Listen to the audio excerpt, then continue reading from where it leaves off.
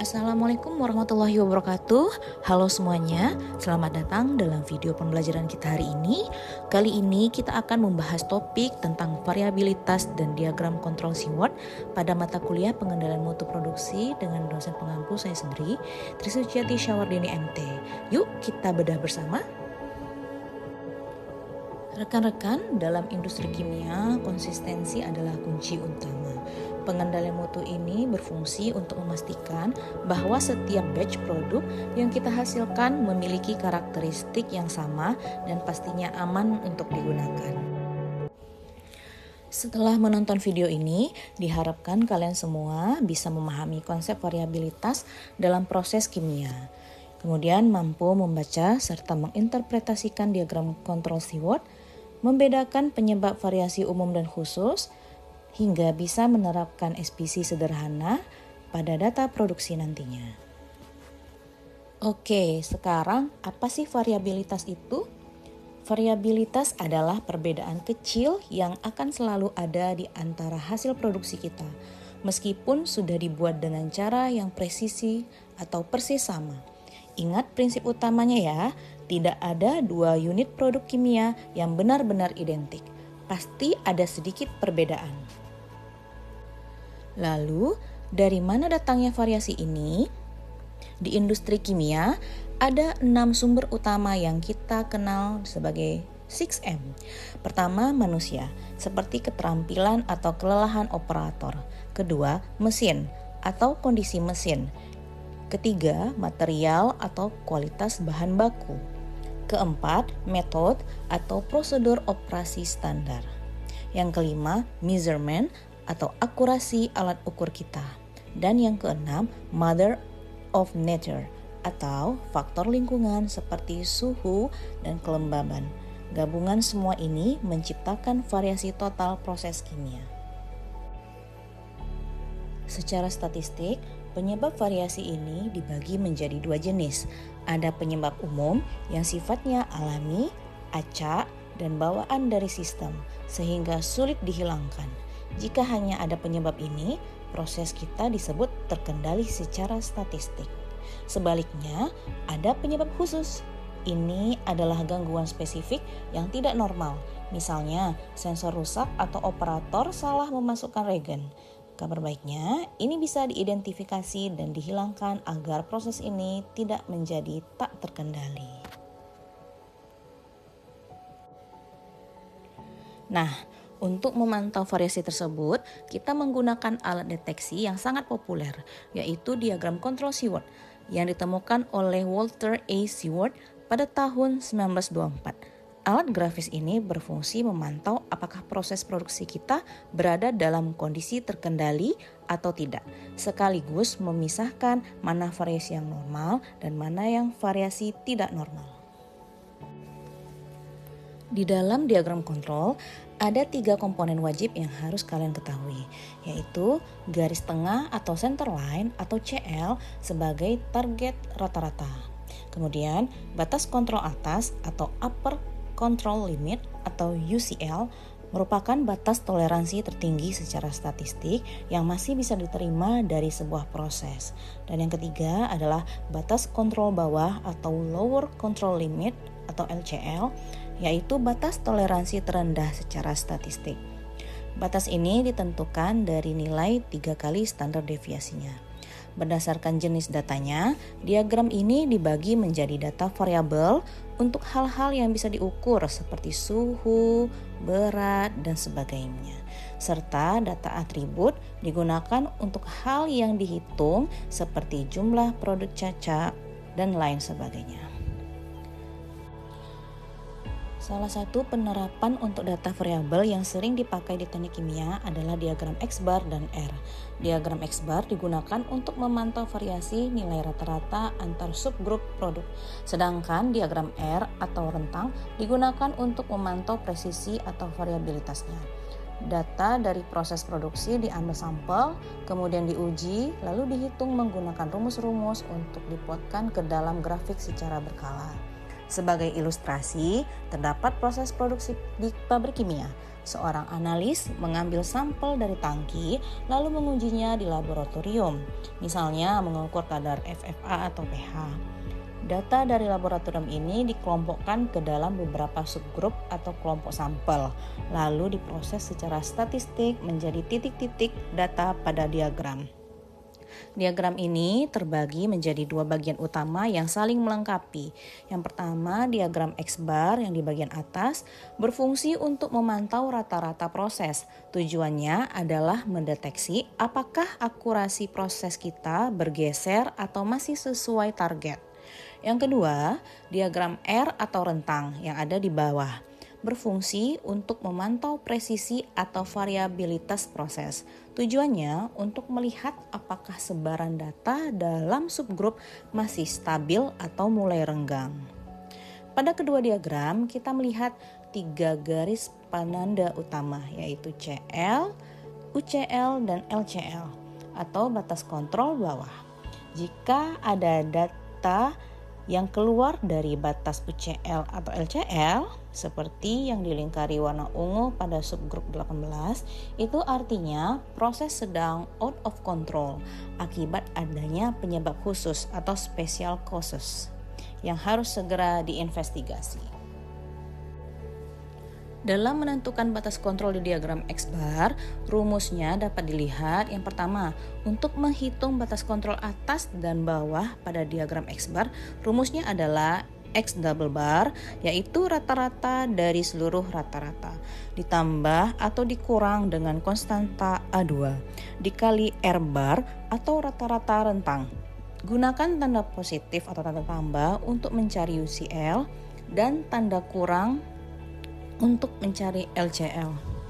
Nilai A2 bisa kita lihat langsung dari tabel konstanta statistik berdasarkan jumlah sampel. Yang kedua, X-bar atau rata-rata sebuah subgrup didapat dari sigma XJ dibagi N. Artinya, jumlah seluruh nilai data di dalam subgrup tersebut dibagi dengan jumlah sampelnya. Sedangkan X double bar adalah sigma X-bar I dibagi K, yaitu total nilai rata-rata dari seluruh subgrup dibagi dengan banyaknya jumlah subgrup yang ada. Sedangkan untuk rumus nilai R atau rentang adalah sebagai berikut. Yang pertama, nilai rentang atau R didapat dari X maksimum dikurang X minimum. Artinya, nilai data terbesar di dalam suatu subgrup dikurang dengan nilai terkecilnya. Yang kedua, untuk R bar atau rata-rata rentang, rumusnya adalah sigma RI dibagi K, yaitu jumlah total nilai rentang dari semua subgrup dibagi dengan banyaknya subgrup. Yang terakhir, untuk menentukan batas kontrol pada diagram rentang, batas kontrol atas atau UCL didapat dari konstanta D4 dikali R bar. Sedangkan batas kontrol bawah atau LCL didapat dari konstanta D3 dikali R bar. Nilai D3 dan D4 ini juga diambil dari tabel konstanta statistik standar Stewart. Lalu, bagaimana cara membacanya? Dalam interpretasi diagram, proses dikatakan terkendali atau in control jika semua titik berada di dalam batas kontrol dan polanya tersebar secara acak di sekitar garis tengah.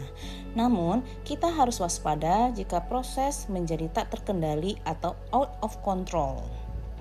Tandanya adalah jika titik yang melompat keluar dari batas kontrol. Pertama, adanya pergeseran mendadak atau shift, kemudian atau adanya tren naik berturut-turut, tren naik atau tren turun yang berturut-turut. Jika ini terjadi, investigasi harus segera dilakukan untuk mencari penyebab khususnya. Mari kita lihat studi kasus nyata pada produksi crude palm oil atau CPO di pabrik kelapa sawit. Kita memiliki data pengamatan kadar asam lemak bebas atau FFA selama 20 hari berturut-turut, di mana standar mutu pasar maksimalnya adalah 5%. Analisis data tersebut menggunakan prinsip diagram kontrol individual Stewart dengan prinsip rentang 3 sigma. Mari kita bedah bersama-sama langkah perhitungan matematis untuk menentukan batas statistik dari 20 data pengamatan kadar FFA pada CPO yang sudah dikumpulkan sebelumnya. Dari pembahasan ini dapat dilihat tabel kalkulasi antara dua data aktual dengan nilai rata-ratanya di kolom XI dikurang X bar. Itu digunakan untuk melihat deviasi atau selisih tiap data. Sementara kolom XI kurang X dikuadratkan adalah nilai kuadrat dari selisih tersebut untuk menghilangkan nilai negatif. Sebagai contoh, kita lihat pada data hari kedua, kadar FFA aktual lapangan yang terukur adalah 4,3%. Ketika dikurang dengan nilai rata-rata proses, X bar yaitu 4,378%, didapatkan nilai deviasi sebesar min 0,078. Angka deviasi ini kemudian dikuadratkan pada kolom berikutnya sehingga menghasilkan nilai 0,0061. Langkah ini kita lakukan secara konsisten hingga hari ke-20, lalu seluruh nilai di kolom kuadrat tersebut dijumlahkan hingga diperoleh total nilai 3,5414. Kemudian kita masuk ke langkah pertama, yaitu menghitung garis tengah atau center line. Garis tengah ini murni merupakan nilai rata-rata atau min dari seluruh data kita. Rumus yang kita gunakan adalah CL sama dengan sigma dibagi N. Kita masukkan nilai total kumulatif dari FFA dari hari 1 sampai hari ke-20 yaitu 87,55%. Lalu dibagi dengan jumlah total hari pengamatan yaitu 20. Dari pembagian ini didapat nilai garis tengah atau CL sebesar 4,378. Setelah mendapatkan nilai CL, kita bergeser ke langkah kedua, yaitu mencari nilai standar deviasi sampel atau S. Nilai statistik ini sangat krusial karena mempresentasikan seberapa jauh jarak seberan atau fluktuasi titik data individual kita terhadap nilai rata-ratanya. Sesuai rumus statistik standar sampel, nilai S didapat dari akar kuadrat dari sigma XI dikurang X bar dikuadrat dan dibagi N dikurang 1. Angka pembilang di dalam akar yaitu 3,5414 kita ambil dari total baris akhir tabel deviasi tadi, kemudian dibagi dengan N kurang 1 yaitu 20 dikurang 1 menjadi 19. Hasil pembaginya adalah 0,1864 dan setelah diakarkan diperoleh nilai standar deviasi proses sebesar 0,432%. Terakhir, di langkah ketiga, kita menerapkan prinsip fundamental Sheward, yaitu menetapkan batas kontrol menggunakan rentang kelipatan 3 standar deviasi atau prinsip plus minus 3 sigma. Untuk mencari batas kontrol atas atau UCL, rumusnya adalah CL ditambah 3S. Kita masukkan angkanya 4,378% ditambahkan hasil dari 3 kali 0,432%. Maka batas tertinggi toleransi statistik proses kita berada di angka 5,674%. Sebaliknya, untuk mencari batas kontrol di bawah atau LCL, rumusnya adalah CL dikurangi 3S. Sehingga didapatkan batas terendah statistik kita di angka 3,082. Sebagai kesimpulan praktis yang tertera pada kotak kuning di bawah, perhatikan bahwa batas kontrol atas statistik kita adalah 5,674. Ternyata sedikit lebih tinggi daripada batas spesifikasi mutu pasar, yaitu 5%. Hal ini menjadi sinyal penting bagi seorang teknisi atau QC bahwa jika proses dibiarkan berfluktuasi hingga mendekati batas kendali atasnya, produk kita berisiko besar melanggar standar mutu konsumen atau off-spec. Nilai FFA dari 20 hari tersebut kemudian kita plotkan ke dalam diagram kontrol individual, diagram Stewart. Dapat dilihat bahwa ketika kita plotkan ke dalam grafiknya, lihat apa yang terjadi semenjak hari 15. Terjadi tren naik berturut-turut akibat penyebab khusus. Bahkan produk di hari ke-18 hingga 20 statusnya menjadi off-spec karena melebihi batas mutu pasar 5%. tim quality control harus segera melakukan troubleshooting seperti mengecek kebocoran air atau suhu tangki penyimpanan. Sebagai kesimpulan pembelajaran kita hari ini, yang pertama, variabilitas itu tidak bisa dihilangkan, tetapi sangat bisa dikendalikan. Yang kedua, diagram Sheward adalah alat detektif andalan kita untuk menemukan gangguan dalam proses kimia. Dan terakhir, pengendalian mutu yang baik akan meningkatkan efisiensi pabrik serta kepuasan konsumen kita. Terima kasih telah menyimak video pembelajaran ini. Sampai jumpa di topik berikutnya. Assalamualaikum warahmatullahi wabarakatuh.